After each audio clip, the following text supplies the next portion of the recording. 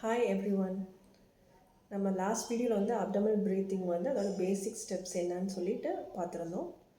அதுக்கு அடுத்த வீடியோவில் வந்து அந்த ப்ராசஸ்க்கு ஹெல்ப் பண்ணுறதுக்கு ஃபெர்மெண்ட் பண்ண ஜூஸ் வந்து இன்டேக் பண்ணால் அதோட பெனிஃபிட்ஸ் என்னன்ற பார்த்துருந்தோம்.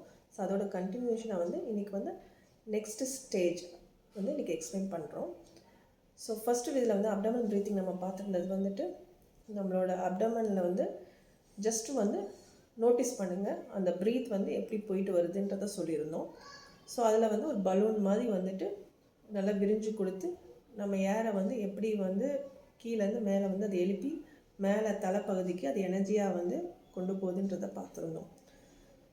ஸோ இன்றைக்கி வீடியோவில் வந்துட்டு he'll be explaining you the next process என்ன நடக்குது அப்படின்றத ஹில் பி எக்ஸ்பிளைனிங் யூ. இந்த அப்டாமல் ப்ரீத்திங் அப்படிங்கிறது குழந்தையாக பிறந்து ஒரு 3 மாதம் அல்லது 6 மாதம் குழந்தைய பார்த்தோம்னா அது அடி வயிற்றுலேருந்து ப்ரீத் பண்ணுறதை நம்ம நல்லா பார்க்கலாம். அப்போது இது ஒன்றும் ஒரு புது விஷயம் இல்லை. நம்ம இப்போ கற்றுக்குறோம் அப்படின்னா நம்ம ஏற்கனவே பிறந்தப்போ இயற்கையாக நமக்கு தெரிஞ்ச ஒரு விஷயம் அல்லது நமக்கு நடக்கிற ஒரு விஷயம். இதை குழந்தை வந்து நிச்சயமாக வந்து இது நான் செய்கிறேன்னு தெரிஞ்சு செய்கிறதில்ல. எப்படி நம்ம மூச்சு விடுறது நமக்கு தெரியாமலே நடக்குதோ அதே மாதிரி நம்மளை அறியாமலே இது வந்து நடக்கும். ஏன்னா இது ஒரு சில குழந்தைங்க மட்டும் பண்ணுறது கிடையாது. எல்லா கிட்ஸுமே வந்து பிறந்த அந்த 3 மாதத்தில் எல்லாருமே வந்து அப்படி தான் வந்து ப்ரீத் பண்ணுவாங்க. ஸோ அதனால் வந்து லைக் அது ஏதோ ஒரு பெனிஃபிட் இருக்குது நம்ம பாடியில். அதனால தான் வந்து அதை ஈக்குவலாக எல்லா குழந்தைங்களும் செய்கிறாங்க. நம்மளும் அந்த ஸ்டேஜ்லேருந்து தான் வந்திருக்கோம். பட் வளர வர நம்ம வந்து அதை விட்டுட்டோம் நம்ம. ஸோ அதை திருப்பி கேப்சர் பண்ணி இப்போ திருப்பி நம்ம அந்த ஸ்டேஜில் இருக்கிற பெனிஃபிட்ஸை வந்து ரீச் பண்ணுறதுக்கு தான் இந்த இது நம்ம ப்ராக்டிஸ் பண்ணுறோம். இது வந்து நம்ம பாடியும் வந்து ஒரு மிஷின் மாதிரி தான். இப்போ நம்ம ஒரு மோட்டாரை வந்து ஜென்ரேட் ஆன் பண்ணுறதுக்கு வந்து ஃபஸ்ட்டு வந்து அந்த வீல் சுற்றி விடுவோம்ல, அது மாதிரி தான் இந்த ப்ராசஸும். ஃபஸ்ட்டு வந்து ஒரு 5 மினிட்ஸ்க்கு மட்டும் நம்ம மேனுவலாக வந்துட்டு நம்மளோட வயிற்று பகுதி வந்துட்டு அந்த மூச்சை இழுத்து இழுத்து விடுறத மட்டும் நல்லா வந்து நம்ம நோட்டீஸ் பண்ணிட்டுருங்க.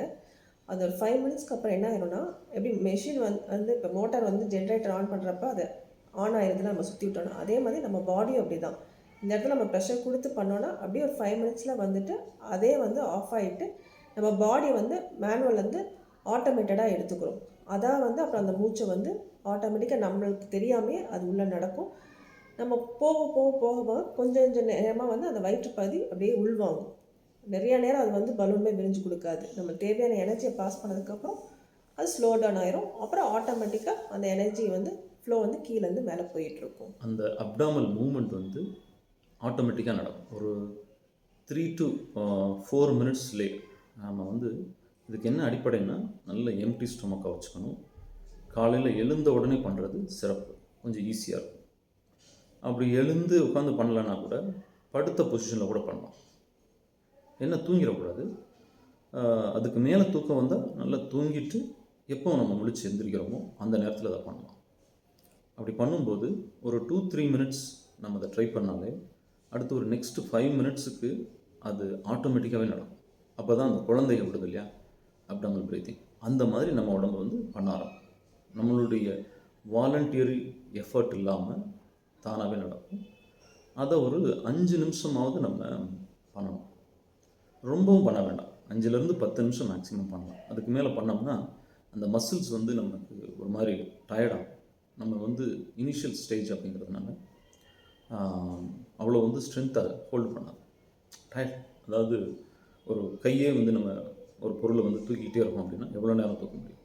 ஸோ அந்த மாதிரி ஒன்ஸ் நல்ல அந்த ப்ரீத்திங் ஓடிடுச்சுன்னா நெக்ஸ்ட்டு ஒரு காமாக நம்ம ரிலாக்ஸ் பண்ணுறதுக்கு முற்படணும். ஜஸ்ட்டு நான் வந்து ரிலாக்ஸ் பண்ணுறேன்ட்டு அந்த வயிறோட பகுதியை அதோடைய ஆசோலேஷனை அது ஒன்று தானாகவே குறையும், இல்லைன்னா நாமளாக வந்து அப்படி ஸ்லோ டவுன் பண்ணுற மாதிரி பாவனை பண்ணோம்னா அப்படியே ஸ்லோ ஆகும். ஸ்லோ ஆனதுக்கப்புறம் அப்படியே அந்த எனர்ஜி வந்து என்ன ஆகும்னா ஸ்பைனல் கார்டு வழியாக உடம்பு முழுவதும் ஸ்ப்ரெட் ஆகும். எஸ்பெஷலி இந்த ஹெட் ரீஜனுக்கு வந்து அங்கேருந்து அப்படியே உடம்பு முழுவதும் ஸ்ப்ரெட் ஆகும். இதோட இம்பேக்ட் வந்து ஒரு 3 to 4 hours நமக்கு வந்து ஒரு நல்ல ஸ்டேட் ஆஃப் மைண்டு அண்ட் ஹெல்த்தை வந்து கொடுக்கும். ஸோ எல்லோரும் வந்து இதை ட்ரை பண்ணி பாருங்கள். தேங்க்ஸ் ஃபார் வாட்சிங் திஸ் வீடியோ.